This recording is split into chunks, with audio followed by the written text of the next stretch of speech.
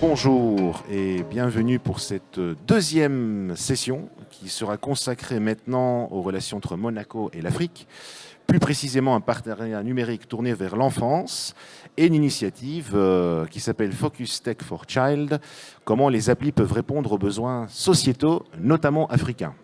Et pour parler de ce sujet, j'aurai deux panélistes que j'aurai le plaisir de vous introduire. J'ai à ma gauche Madame Esther Brou-Kouakou. Vous êtes donc directrice du développement Afrique chez Nomad Education, c'est ça? Exactement. Je suis directrice développement Afrique chez Nomad Education, EdTech basée à Paris et qui opère sur l'Afrique. Merci d'être avec nous. Et ensuite, j'ai Madame Nolwenn Poupon, qui est responsable du développement et plaidoyer chez les Amis Monde de l'enfance, c'est ça? À l'AMAD, l'Association mondiale des amis de l'enfance. Merci d'être avec nous et merci d'avoir accepté notre invitation. Donc, cette association, en fait, finalement, pouvez-vous nous expliquer un peu son histoire, ce qu'elle fait? Bien sûr. Donc l'AMAD est une association monégasque qui a été fondée en 1963 par la princesse Grace de Monaco, qui a été en déplacement terrain au Vietnam et qui a été choquée par la situation des enfants qu'elle a rencontrés. Et elle a décidé de se mobiliser en tant que monégasque et elle a créé l'AMAD. L'AMAD, ça a une vision d'un monde où tous les enfants, quelle que soit leur origine, leur culture, leur ethnie, puissent vivre décemment, en sécurité, dans le respect des droits fondamentaux. Donc en fait, l'AMAD, elle a trois objectifs. Protéger les enfants contre les abus, les violences, les discriminations et favoriser leur épanouissement, notamment via l'éducation et la santé. Et enfin, on veut rendre la parole aux enfants. Donc on veut qu'ils puissent être témoins de ce qu'ils vivent au quotidien pour qu'on puisse globalement faire changer les choses. Et de quelle manière ça s'effectue qu'ils deviennent témoins, justement? Eh ben, on les fait intervenir. Parfois, on les a fait venir à Monaco. On a un programme, par exemple, aux Philippines sur la réinsertion de jeunes détenus. Et on a fait venir de jeunes Philippins à une prison dans les environs de Marseille pour qu'ils témoignent, pour qu'ils rendent compte de leurs histoires à des jeunes incarcérés marseillais. Et les rencontres ont été très émouvantes parce que certains jeunes incarcérés marseillais se rendaient compte au final du décalage de mode de vie, de ce que vivaient d'autres personnes à l'autre bout du monde. Et ça a créé des parcours de vie, ça a changé des parcours de vie ici. Il y a notamment un jeune incarcéré qu'on a soutenu à Marseille via l'association ACAI, qui est devenu maintenant travailleur social pour l'association. À sa sortie de prison, il s'est reconverti. Donc c'est comme ça qu'on les fait témoigner. On essaye aussi de leur donner la parole, forcément via les réseaux sociaux, pour rendre compte, susciter l'intérêt du grand public et vouloir se mobiliser en faveur de l'enfance.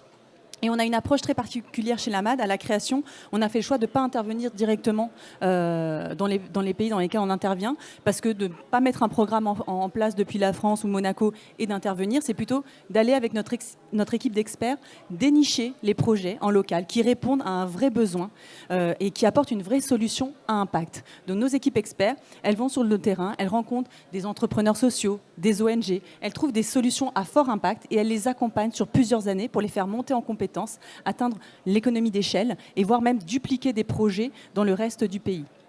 Ça, pour nous, c'est vraiment très, très important. Et combien de temps ça dure, justement, cette mise à l'échelle ou cet accompagnement que vous faites? C'est plusieurs années. Après, ça va dépendre, bien entendu, des projets, parce que les besoins ne vont pas être les mêmes sur chacun des projets. Parfois, il va y avoir besoin de certaines compétences. Il va y bien sûr avoir... Nous, on apporte aussi du financement. On s'est dit, on va mettre en place une philanthropie à impact. On va collecter des fonds dans notre pays et on va les utiliser pour soutenir des projets et les rendre bien entendu autonomes in fine. On fait aussi beaucoup de partage d'expériences entre les porteurs de projets, parce qu'une solution qui fonctionne quelque part, elle peut très bien être dupliquée dans une situation voisine et ça donne beaucoup de rencontres. On les fait se rencontrer notamment une fois par an lors de notre assemblée générale et c'est toujours à l'origine de nouveaux projets, de co-innovation un peu, c'est un peu le maître mot ici à Emerging Valley et pour nous c'est vraiment très important. Qui a été mentionné dans le panel précédent par une des intervenantes qu'il faut toujours co-construire, essayer de co-innover ensemble.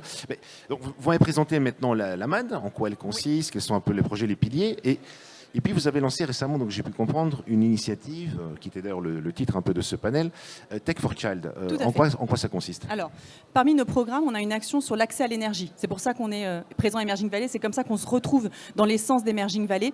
L'objectif de ce programme Énergie de l'espoir, il part d'un constat. C'est 600 millions de personnes en Afrique qui n'ont pas accès à l'énergie. Et toutes les conséquences qu'il y a sur la santé, sur l'éducation.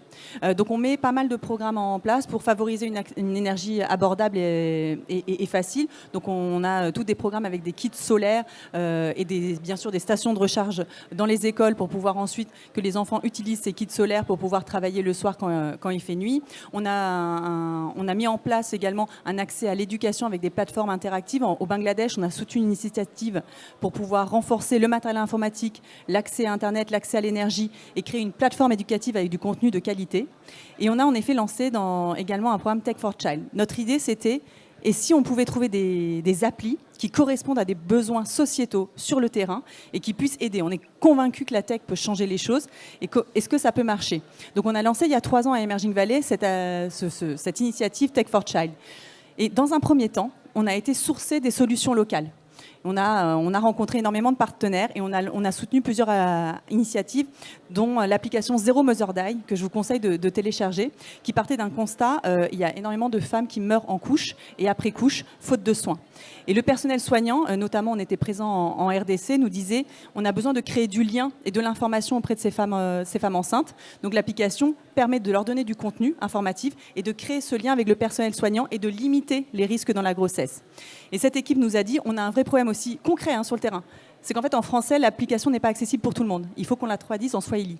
On s'est dit, OK, on va soutenir le programme pour que ça touche le plus de bénéficiaires possible et qu'on réponde à une vraie problématique. C'est quand même 300 000 femmes qui meurent chaque année pendant la grossesse et après la grossesse, 99% dans des pays en développement et la moitié en Afrique subsaharienne. Donc, comment on peut répondre concrètement? On a également créé... Donc, vous avez quand même eu une approche locale au niveau linguistique pour augmenter l'impact de votre application. Tout à fait. C'était pas notre appli. On a rencontré l'application, on a trouvé qu'elle était super, qu'elle répondait à un vrai besoin et que nos équipes soignantes qu'on avait rencontrées aussi la décrivaient. Mais elles s'étaient rendues compte que la première phase du projet avait une limite, c'était la barrière de la langue. Bon, c'est une barrière très facile à dépasser. C'est une thématique en Afrique subsaharienne très importante dans, le numérique. Tout à fait. Pour essayer de réduire cette fracture qui existe avec les populations locales. Donc effectivement, je suis persuadé que ça a augmenté son impact. Est-ce la seule application qui a vu le jour depuis? Et non. Et donc on a aussi travaillé avec Esther et avec Nomad. Et justement, elle va vous parler de ce problème aussi qu'on a été confronté de langue et à laquelle on a pu répondre. Voilà. Je reviendrai. Donc, vous travaillez chez Nomad et avec le soutien de la MAD, vous avez permis de développer votre projet. Lequel est-il ici dans ce contexte? Merci beaucoup. Je vais présenter un peu Nomad Éducation. Nomad Éducation est une application de révision qui est gratuite et qui est disponible sur les stores. Donc aujourd'hui, grâce à l'application, c'est des millions de jeunes dans le monde qui utilisent l'application et qui progressent à l'école.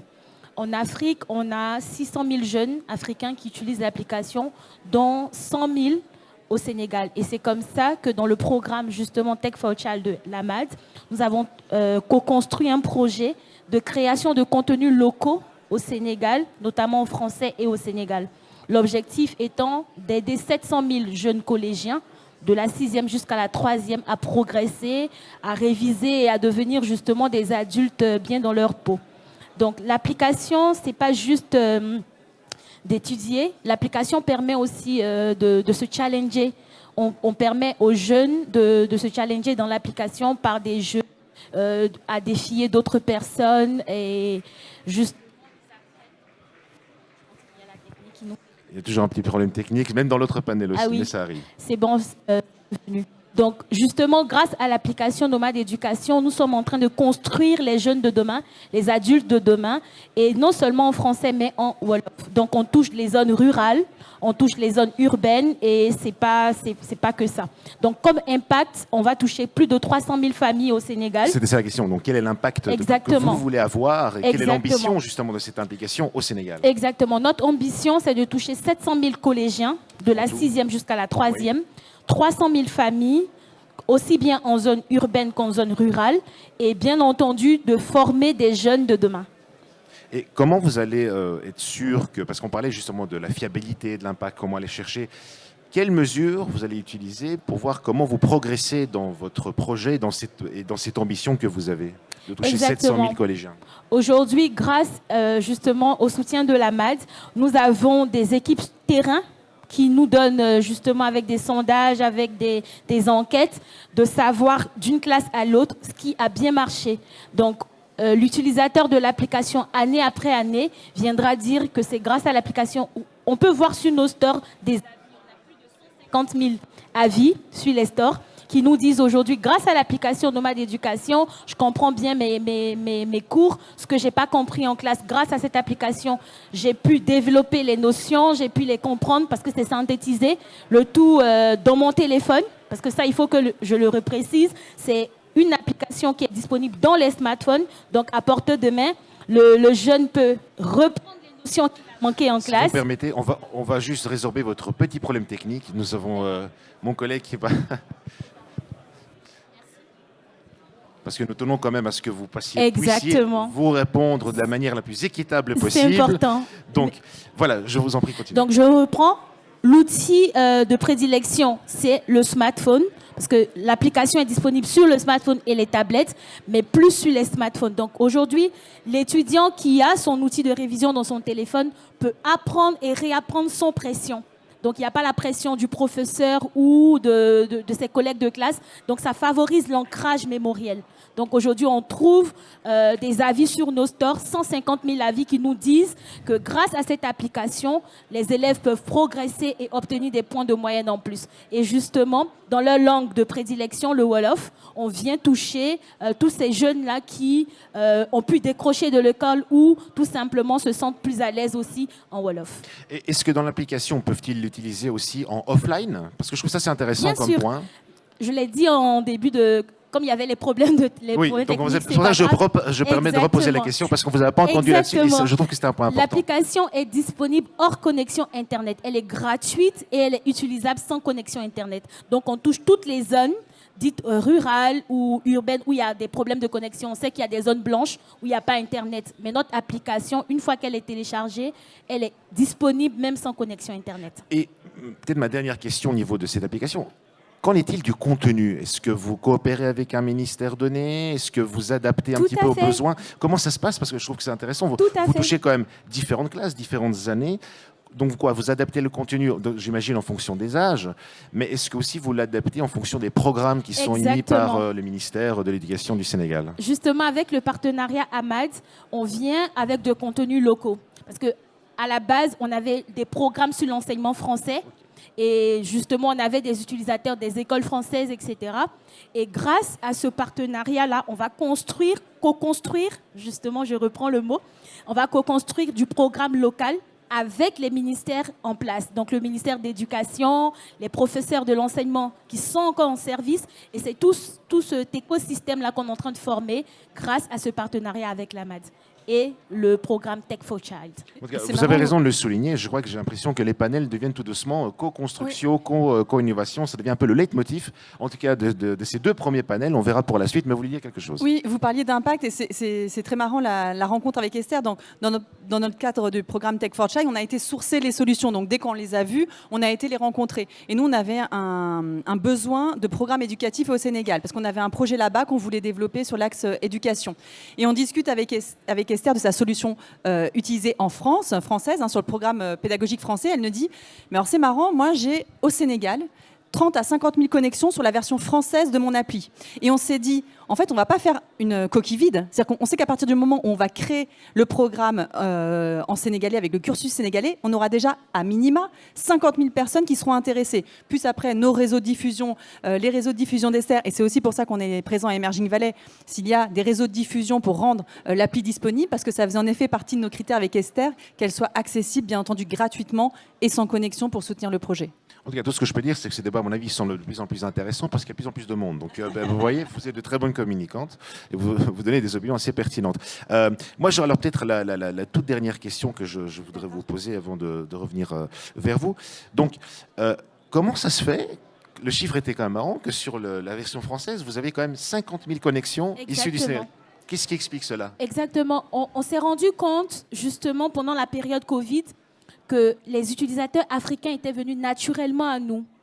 En fait, l'application existe en France depuis plus d'une dizaine d'années et on a passé le million de membres en France.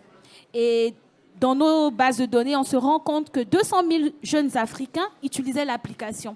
Et on s'est dit, il y a quelque chose qui se passe en Afrique. Pourquoi est-ce que 200 000 jeunes viennent sur l'application? Et on a poussé la recherche plus loin et c'est comme ça qu'on a compris qu'il y avait un réel besoin de solutions numériques d'éducation, le sujet phare qu'on est en train d'aborder aujourd'hui.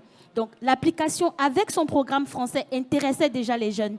Et quand on est allé pays par pays, auprès des ministères, ils nous ont dit, vous pousseriez cette application-là avec des contenus locaux. Et aujourd'hui, vous toucheriez plus de personnes à avoir des contenus locaux, des contenus soit dans les langues ou soit du pays. Et c'est comme ça qu'on a commencé en Côte d'Ivoire, au Sénégal, au Cameroun, et dans plein de pays africains à créer du contenu local pour aller encore plus à la rencontre. Toucher beaucoup plus de monde. Exactement, et réduire cette fracture numérique dont on avait un peu discuté. Exactement. Malheureusement, encore une fois, le temps file à nouveau. Donc, voilà, je vois que vous avez fait un gros premier test avec Nomad. Qui apparemment est un test réussi, si j'ai bien pu comprendre. On est en phase de lancement, mais on a vraiment... Mais déjà, la phase de lancement semble prometteuse, avec l'ambition de 700 000 élèves, 300 000 familles. L'objectif, c'est d'avoir un projet impact. Donc, on avait besoin d'avoir tous ces éléments-là pour lancer l'appli, tout à fait. Voilà. Mais quelles sont vos prochaines étapes, alors ?